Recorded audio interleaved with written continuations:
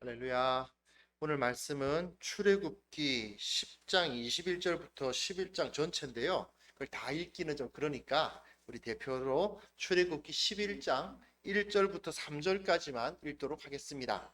한 절씩 교독했으면 좋겠습니다. 우리 한 절 제가 읽고 그다음 여러분들이 읽고 같이 읽고 그렇게 읽겠습니다. 여호와께서 모세에게 이르시기를 내가 이제 한 가지 재앙을 바로와 애굽에 내린 후에야 그가 너희를 여기서 내보내리라. 그가 너희를 내보낼 때에는 여기서 반드시 다 쫓아내리니 백성에게 말하여 사람들에게 각기 이웃들에게 은금 패물을 구하게 하라 하시더니 같이 읽습니다. 여호와께서 그 백성으로 애굽 사람의 은혜를 받게 하셨고 또 그 사람 모세는 애굽 땅에 있는 바로의 신하와 백성의 눈에 아주 위대하게 보였더라. 아멘. 우리 지금 출애굽기를 다시 한번 돌아가서 생각해 보고자 합니다. 지난달까지 우리가 10가지 재앙에 대해서 다루고 있었는데요. 아래에서부터 올라왔다는 것을 좀 기억을 해 주십시오. 10가지 재앙이 어디서부터 시작되느냐? 물에서부터 시작됐습니다. 그죠? 물이 피로 변하고, 그리고 물에서 개구리가 나오고, 또 그 위에, 물 위에 있는 땅에 있는 티끌이 이가 되고, 파리들이 넘쳐서 그 땅이 해를 받고, 그 다음 그 땅 위에 있는 이제 사람과 동물들, 먼저 동물들에게 악한 전염병이 돌고, 그리고 사람들에게까지 독종이라고 그러죠. 아주 나쁜 악성 그 종기가 나서 사람들에게 퍼지기까지 하고, 그렇게 첫째, 둘째, 셋째, 넷째, 다섯째, 여섯째 재앙이 다 임한 다음에 일곱째 재앙으로 우박이 내려쳤습니다. 자, 하나님께서 7일 동안 세상을 창조하시면서 이제 온 세계를 만드셨는데, 마찬가지로 이 애굽에게 7개의 재앙을 내려치심으로써 땅에 있는 모든 것, 아래에 있는 물부터 시작해서 하늘의 것까지 모두가 다 하나님의 통치 아래에 있다는 사실을 여기서 보여주셨고, 지금까지는 그 애굽의 왕이었던 바로가 태양신이랍시고 태양신의 아들이랍시고 자기가 이 모든 것을 너희들에게 다 주는 것이다 라고 했던 것을 드러내시면서, 그래 바로야, 네가 진짜로 이 모든 것을 다 저 애굽의 백성들에게 주는 것이냐? 한번 줘봐라. 나 여호와의 힘을 거슬러서 너희가 한번 물을 줘보고, 네가 한번 저 땅에서 작물이 자라게 해주고, 네가 한번 저 곡식들과 그리고 저 수많은 양떼들을 자라게 해봐라. 그렇게 말씀을 하시는 거죠. 사실은 모든 것은 다 사람의 능력이 아니라 하나님의 능력으로 주어지고 있다는 것을 여기서 보여주시는 부분이 바로 앞에서 나오는 7가지 재앙이었습니다. 그런데 그 모든 재앙 가운데 바로는 막을 수 있는 것이 아무것도 없었습니다. 사실은 사람들이 생각할 때 많은 경우에 사람이 이것을 나에게 준다고 생각합니다. 우리 사장님이 나에게 이것을 준다. 또는 이제 나에게 좋은 사람들이 나에게 이것을 준다. 뭐 장사하시는 분들 같은 경우는 손님들이 나에게 돈을 준다. 일하시는 분들 같은 경우는 우리 직장의 사장이 나에게 이것을 준다. 그렇게 생각하는 경우가 많이 있죠. 인간들은 늘 그렇게 생각합니다. 왜냐하면 눈앞에 있는 것밖에 모르니까요. 하지만 하나님께서는 실제로 그 모든 것을 다 사용하셔서 우리를 먹이고 계십니다. 그렇기 때문에 우리는 사람이 나를 먹이는 것이 아니라 하나님이 나를 먹이시고 하나님께서 나의 모든 것을 공급하신다라는 것을 고백하게 될 수밖에 없습니다. 근데 어리석은 인간들은 그것을 모르는 거죠. 그러다 보니까 바로는 그 앞에서 사기를 치고 있었던 것입니다. 내가 너희들에게 이것을 준다. 내가 태양신의 아들이다. 예, 나름대로 옛날 고대 사람들이라고 해서 굉장히 어리석었을 것 같지만, 사실은 수천 년 전에 있었던 사람들도 나름대로 과학 기술이 발전되어 있었습니다. 이 이집트에 피라밋을 세워놓은 것을 봐도 사람들이 굉장히 수학적으로나 천문학적으로 또는 어떤 뭐랄까 전체가 돌아가는 이 세계에 대한 과학적 지식들을 갖고 있었던 것을 알고 있었나 봐요. 그러다 보니까 이 세계의 에너지 흐름은 태양으로부터 온다라는 것을 나름대로 간파를 하고 있었습니다. 혹시 과학 좋아하시는 분들은 알고 계시죠? 만약에 태양이 존재하지 않으면 이 세상의 엔트로피가 계속 늘어나기 때문에 너무 어려운 말 쓰나요? 태양이 존재하지 않으면 우리 지구는 이제 돌아갈 수가 없죠. 태양으로부터 일방적으로 에너지가 들어오기 때문에 이 지구가 운영되고 있는 것 아니겠습니까? 그것을 나름대로는 이 당시 고대 이집트 사람들도 알고 있었다 봐요. 그러다 보니까 최고의 신을 태양신이라고 생각을 했던 겁니다. 그런데 하나님께서는 1차로 7개의 재앙을 내리신 다음에 그 다음에 그래도 말 안 들으니까 이제 3차 재앙을 1, 2, 3 한 방씩 땅땅땅 때리실 겁니다. 첫 번째 재앙은 메뚜기였어요. 메뚜기를 한번 싹 쓸어버리셨습니다. 그 다음에 이제 두 번째 펀치가 들어가는데 바로 흑암입니다. 태양신은 빛을 주는 신이죠. 그런데 이 세상의 모든 빛이 어디서부터 나왔습니까? 태양으로부터 온다. 사람들은 다 그렇게 생각을 하고 있었습니다. 나름대로 이 고대 이집트 사람들도 달이 자체적으로 빛을 내는 것이 아니라 태양의 빛을 반사하고 있는 것이라는 것을 알았던 것 같습니다. 그러니까 상당히 뛰어난 지식을 갖고 있죠. 그러니 우리의 진짜 신은 어디에 있다? 저 태양이다. 나름대로 성경에서도 하나님을 태양에 비유하고 있는 것도 비유하고 있는 것이 아닌가 싶은 부분도 있습니다. 분명히 하나님은 우리들에게 그 은혜를 내려주시기 위해서 태양을 가장 중요한 도구로 사용하고 계신 것은 분명합니다. 그러다 보니 이 바로는 자기가 태양신의 아들이다. 우리 아버지가 태양이다. 뭐 이런 식으로 주장을 하면서 내가 없으면 너희들은 살아남을 수가 없다. 이 세상의 그 어떤 작물도 저 태양이 없으면 어떻게 살아남을 수 있겠느냐라고 말하면서 자기가 태양신의 아들이라고 주장했는데 하나님께서 그래? 내가 그 태양 만들었는데 하는 것을 보여주시는 겁니다. 이제 10장 21절부터 23절에 나타나면 이 바로가 가짜 태양이었다는 사실이 그대로 드러납니다. 하나님께서 흑암을 주십니다. 더듬을 만한 흑암입니다. 구름이 너무 짙게 끼어서 너무 좀 어둡네, 날씨가 너무 어둡네 수준이 아닙니다.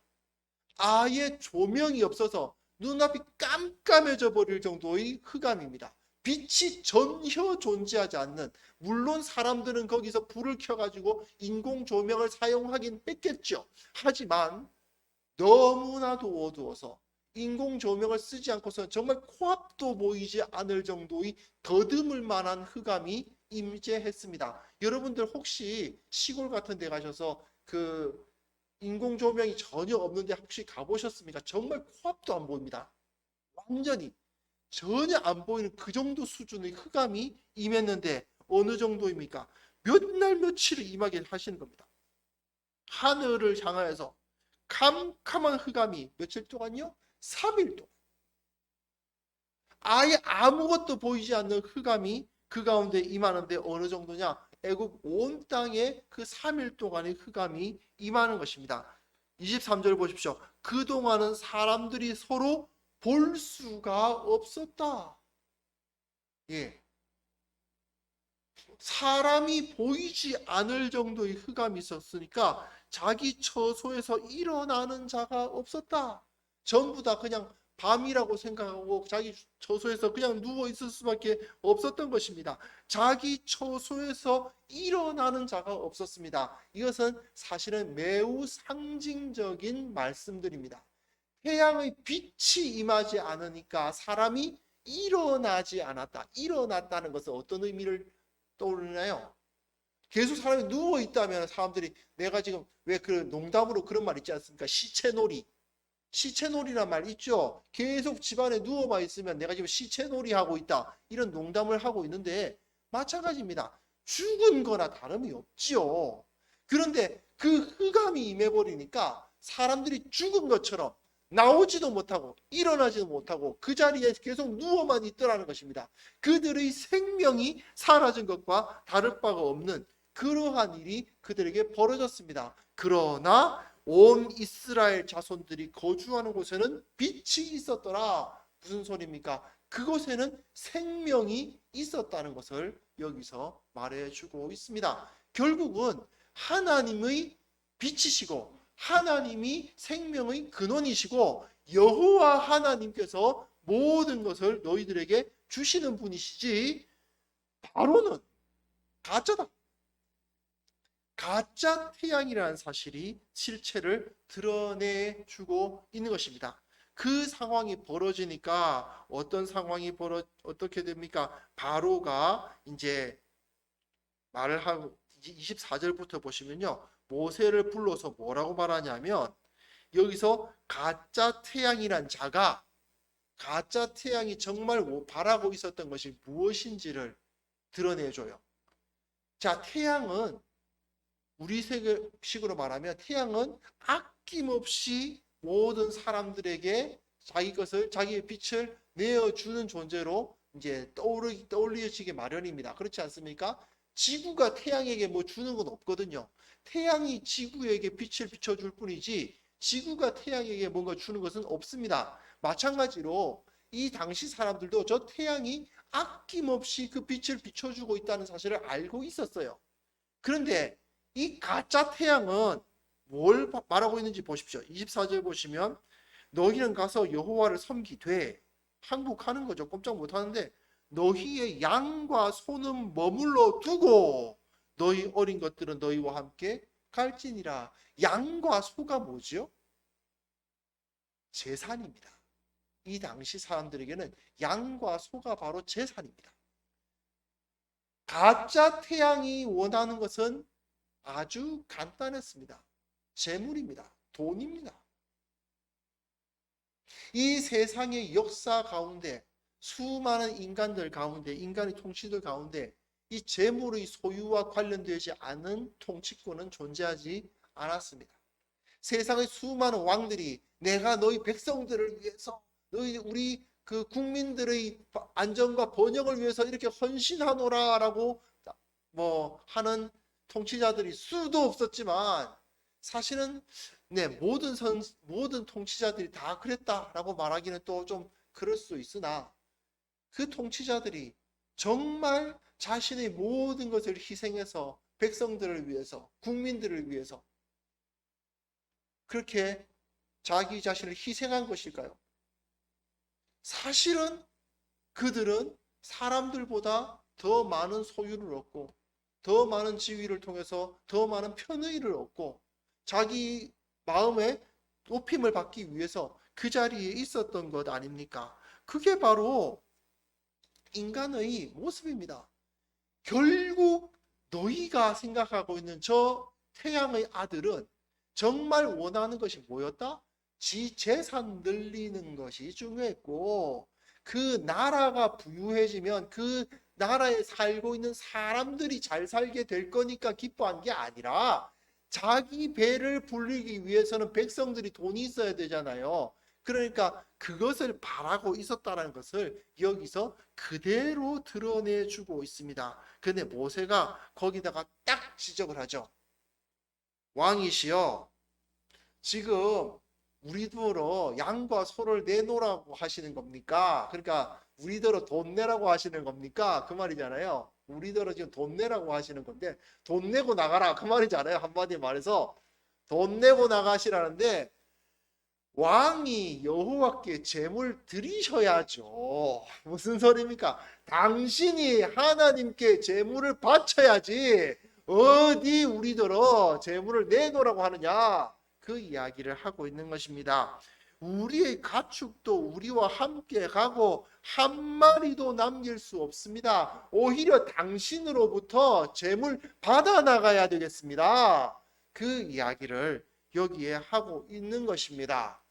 여기서 모세는 명확하게 온 세계의 주인이 누구신지를 알려주고 있습니다. 그리고 그 가짜 태양이 뭘 바라고 있었고 가짜 태양인 바로가 그 실체가 무엇인지를 명확하게 드러내주고 있는 것입니다. 그런데 이 상황에서 가짜 태양이란 자가 웃기는 모습을 보입니다.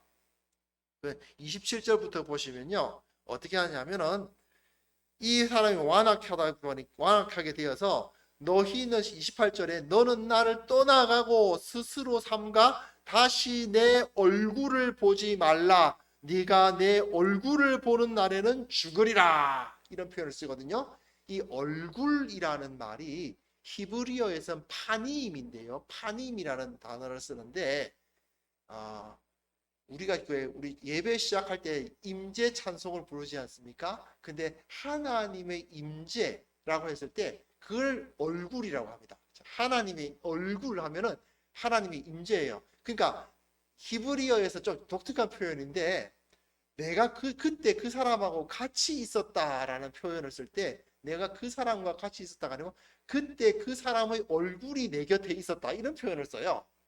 그 사람의 얼굴이 내 곁에 있었다. 그러니까 나하고 그 자리 같은 자리에 있었다는 거죠. 그러니까 하나님의 얼굴이 임한다라는 것은 하나님하고 같은 장소에 있는다 그런 뜻이 됩니다. 그러면 네가 내 얼굴을 보지 말라는 이야기는 그러니까 지금 내 앞에 나오지 말라 그런 얘기죠. 나하고 이제 만날 생각하지 말라는 이야기입니다. 그런데 지금 이 가짜 태양이 말하기를 너는 이제부터 나의 이 얼굴이라는 말을 임재라는 말로 한번 바꿔서 생각해 보세요. 너는 이제 나의 임재를 구하지 말라 그런 말입니다. 그렇죠? 네가 나의 임재를 구하지 말라. 그리고 네가 나의 임재와 함께 있는 날에는 그죠? 내 얼굴을 보는 날에는 네가 나와 같은 자리에 있는 날에는 내가 너희에게 임재하는 날에는 내가 너희들에게 가는 날에는 어떤 일이 벌어진다고요? 죽으리라. 이거 어떤 상황인지 혹시 아시겠습니까? 만약에 우리가 하나님의 얼굴을 뵙게 된다면 어떻게 될까요? 그 자리에서 죽는 것입니다. 그래서 하나님의 거룩을 나타내는 상징적인 그림이 사실은 태양입니다. 태양이 없으면 우리는 살 수가 없지요.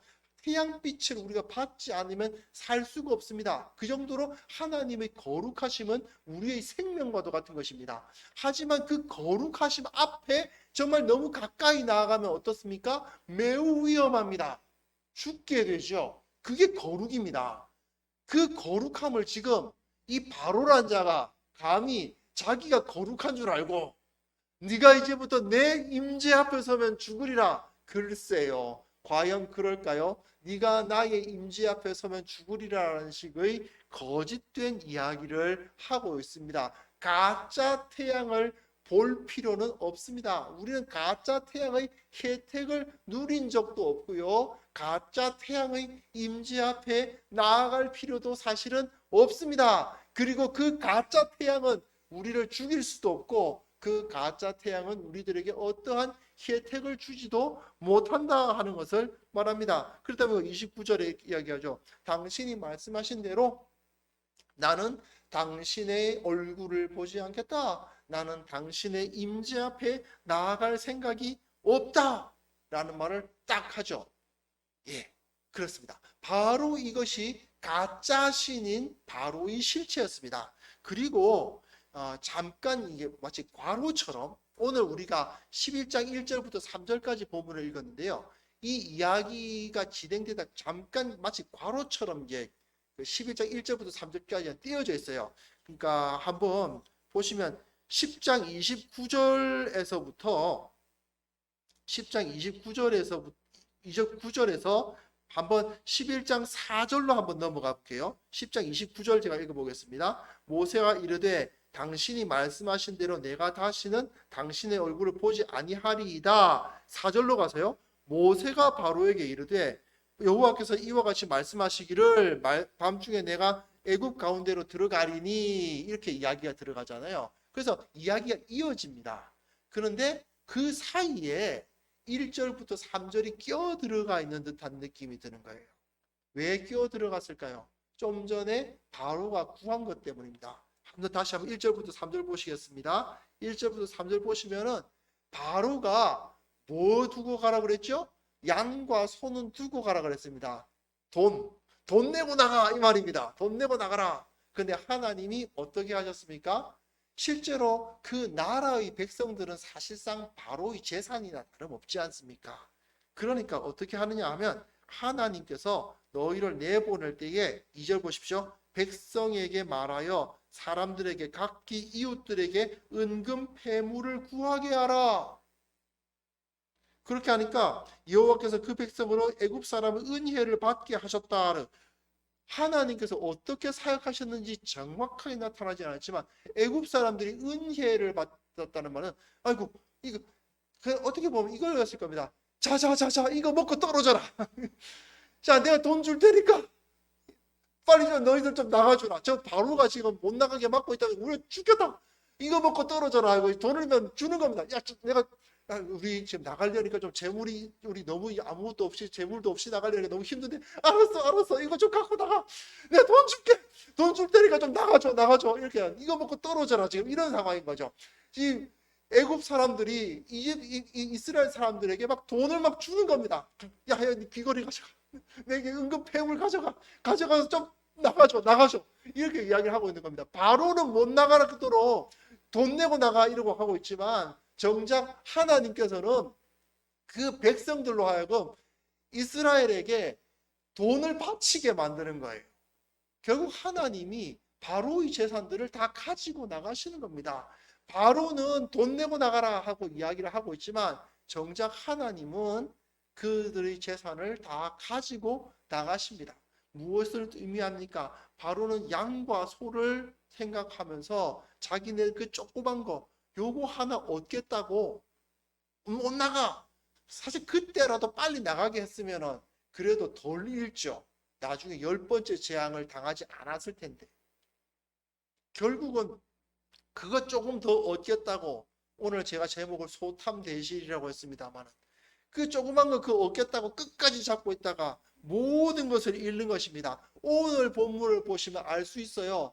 내가 붙잡겠다고 막 어떻게든 이거 지키겠다고 해봤자 잃을 거 다 잃고 있는 겁니다. 하나님께서 모든 것을 다 빼앗으셔서 그들에게 주시는 것을 볼 수 있습니다. 그리고 4절로 넘어가 보시면요. 11장 4절로 넘어오시면 진짜 태양이 임재하십니다.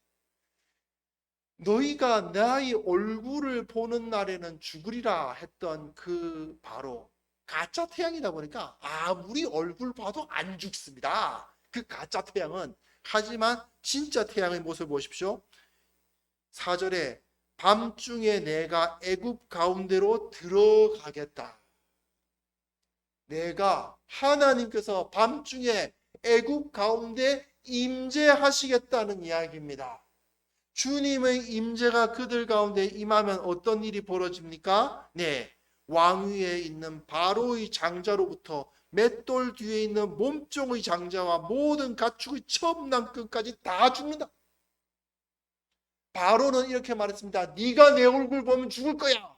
글쎄요, 하나님이 여기에 임재하시면 당신네들이 하나님의 얼굴 앞에 서게 되면 모두 죽게 될 것이다 라고 선포하고 있는 것입니다. 애굽 온 땅에 전무후무한 큰 부르짖음이 있을 것이고 그 어느 누구도 그 앞에서 살아남을 수 없게 될 것이다. 그러나 이스라엘 자손에게는 사람에게나 짐승에게나 개 한 마리도 모두가 다 엉엉 울면서 통곡을 하는데 이스라엘 집에서는 개가 멍멍 짖지도 않는다.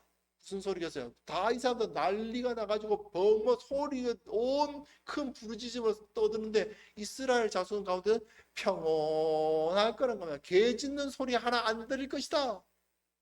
그렇게 말씀하시면서 여호와께서 애굽 사람과 이스라엘 사이를 구별하는 줄을 너희가 알리라 이렇게 말하면서 이제 바로에게서부터 모세가 나오는 모습을 볼 수가 있습니다. 자, 이것이 바로 하나님과 가짜 신들의 정확한 대결의 양상이었습니다.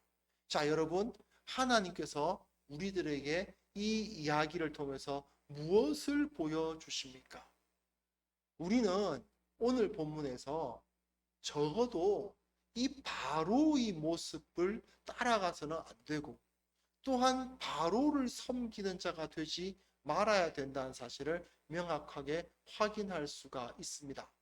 사람들은 정말 어리석게도 작은 것, 별것 아닌 것을 추구하다가 많은 것을 잃어버리게 됩니다. 이제 9절 10절 보시면요. 마지막에 보시면 바로가 너희의 말을 듣지 아니하리라. 그러므로 내가 애굽 땅에서 나의 기적을 더하리라. 자, 뭐라고요? 바로가 너희의 말을 안 들어서 그렇기 때문에 내가 애굽 땅에서 나의 기적을 더한다. 만약에 바로가 그 조그만 것을 잃는 것을 감내하고 하나님 앞에 무릎 꿇는 것을 감내했다면 이 계속된 10가지 재앙 어디선가에서는 멈추었을 것입니다. 이 정도까지 애굽이 모든 것을 잃지는 않았을 것입니다. 사실은 이때라도 자기 장자를 잃는, 그렇지 않습니까? 사실 재산은 잃을 수도 있죠. 솔직히 말씀드려서. 그죠? 재산까지 거 잃을 수 있습니다. 내 명예까지 거 좀 잃어도 됩니다. 그러나 내가 가장 사랑하는 나의 아들이, 나의 딸이 죽는 것을 참을 수 있습니까? 다 잃더라도 정말 잃어서는 안 되는 것이 사실은 이 장자 아니었습니까? 그런데 이 자는 끝까지 자기의 그 양과 소, 애굽이 그 이스라엘 사람들이 갖고 있었던 그 양과 소 좀 더 얻어보겠다고 돈 내고 나가라 그따구 소리 했다가 결국 모든 것을 잃고 말았던 것입니다. 결국은 10절에 결국 그죠. 그가 이스라엘 자손을 그 나라에서 보내지 않아서 이스라엘 자손이 제공하는 노동력과 이스라엘 자손들이 갖고 있는 양과 소의 재산이 탐나서 그 작은 것을 붙들고 있으려다가 사실은 모든 것을 잃는 모습을 여기에 볼 수 있습니다. 자, 여러분, 우리는 혹시 가짜 태양을 진짜인 것처럼 섬기고 있지는 않은지 이제 정말 생각을 해보아야만 됩니다. 우리 하나님께서 내 인생을 책임지시고 우리 하나님께서 우리를 살게 해 주십니다. 그런데 그럼에도 불구하고 사람들은 그것이 아닌 다른 것을 통해서 내 생을 유지해 나갈 수 있는 양 생각하는 경우가 너무나도 많습니다. 이거 없으면 어떻게 살아?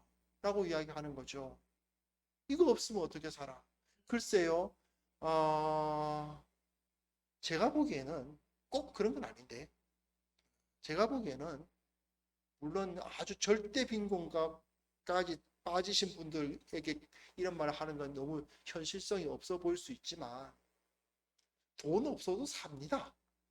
그렇지 않습니까? 네가 돈이 안 없어봐서 모르는구나 그런 말씀을 하실지도 모르겠습니다. 예, 저도 돈 없으면 얼마나 불편하고 얼마나 힘든지 정도는 저도 알고 있습니다.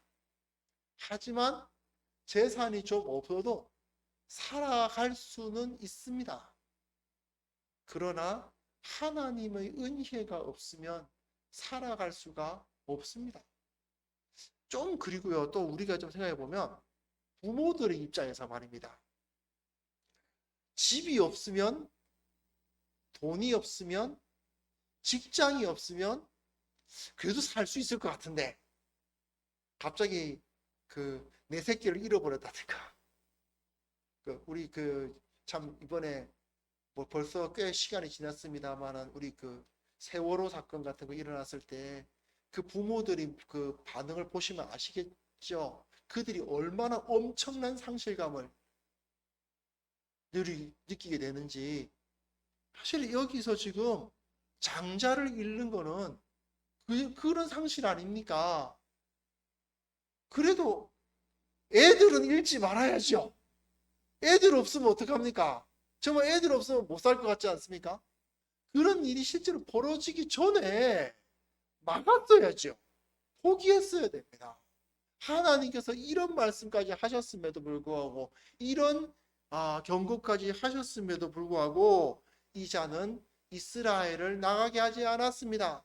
작은 것을 끝까지 붙들고 있다가 결국 모든 것을 잃어버렸다는 것을 우리는 살펴야 됩니다. 이런 경고를 우리가 볼 수 있다면 여러분 혹시라도 내가 세상의 헛된 것들 이거 없으면 안 돼라고 붙들고 있는 것들이 있었다면 그리고 그것을 포기해야 되는 상황이 벌어진다면 두려움 없이 아낌없이 포기할 수 있는 마음을 갖는 것이 진정한 신앙입니다. 진정한 순종입니다. 내가 지금 어떠한 상황이 있는지 각자의 상황 따라 다 다르기 때문에 버려야 할 것이 다 다를 수도 있어요. 어떤 분들은 인간관계를 버려야 하는 상황이 벌어지기도 하고 어떤 분들은 뭐 직장을 버려야 하는 상황, 어떤 분들은 명예 또는 자기 자존심 이런 것들을 버려야 하는 여러 가지 상황이 있을 수 있습니다. 그때마다 우리는 하나님의 말씀이 어디에 있는가, 하나님의 법도가 어디에 있는가를 생각을 해 보아야 됩니다. 그리고 하나님의 말씀에 의해서 순종해야 되는 상황이 벌어진다면 그것을 버릴 수 있는 자가 되어야만 됩니다.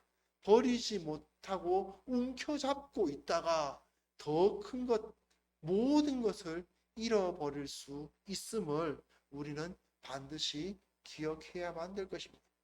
결국은 하나님께서 우리들에게 베풀어 주신 것들이 얼마나 많은지를 안다면 내가 버려야 하는 것이 얼마나 작은가를 깨달을 수 있습니다. 이 은혜가 우리 가운데 임할 수 있기를 바랍니다. 여러분, 가짜 태양은 이렇게 그럴 것입니다. 여기서는 뭐 내 얼굴을 보는 날에는 죽으리라 이렇게 되어 있지만 가짜 태양들은 우리에게 늘 이런 말 하죠. 너희들 나 없이 살 수 있겠어? 이런 이야기 할 겁니다. 가짜 태양들은 야 내가 너 안 도와주면 네가 살 수 있을 것 같아? 야 내가 너한테 이렇게 안 해주면 네가 지금의 지위를 누릴 수 있을 것 같아? 내가 지금 나 없으면 네가 뭐 잘 될 것 같아? 이런 식의 위협이 계속 주어질 겁니다. 세상은 계속해서 그런 위협과 유혹을 우리에게 가하게 될 것입니다. 그랬을 때 우리는 이 믿음을 가져야 합니다. 너는 없어도 상관이 없다. 그러나 나의 하나님, 우리 하나님이 없다면 나는 살 수 없다. 그러므로 나는 나의 하나님을 선택할 것이고 내 신앙을 선택할 것이고 내가 그리스도인이라는 나의 정체성을 버리지 않을 것이다 라는 선포를 우리는 할 수 있어야만 합니다. 각자의 삶 가운데서 세상과의 싸움 가운데서 여러 가지 유혹을 받으실 때마다 그리고 내가 신앙인으로서 지켜야 할 것을 눈앞에 봤을 때 인간적인 욕심과 세상적인 이익이냐 아니면 나의 신앙적인 정체성이냐를 결정해야 되는 그런 상황에 처했을 때마다 이 사실을 기억해 주십시오. 조그만 것 얻으려다가 모든 것을 잃을 수 있다는 것을 우리는 반드시 기억하면서 하나님의 나라가 모든 것이고 우리 거룩하신 하나님이 내 삶의 근원이심을 다시 한번 기억하고 확인하는 우리 모두가 되기를 바랍니다. 같이 기도하겠습니다. 하나님 아버지, 세상 살아가다 보면 우리들에게 많은 유혹과 많은 위협이 있음을 고백합니다. 그 가운데 이것만 좀 있으면 내가 이 신앙생활 하면서 이것만 좀 안 하면 조금만 타협하고 조금만 하나님 보시기에 안 좋은 일 조금만 하면 이런 것을 얻을 수 있을 텐데 이 좋은 것들, 이 달콤한 것들을 얻을 수 있을 텐데 하는 생각이 될 때가 있습니다.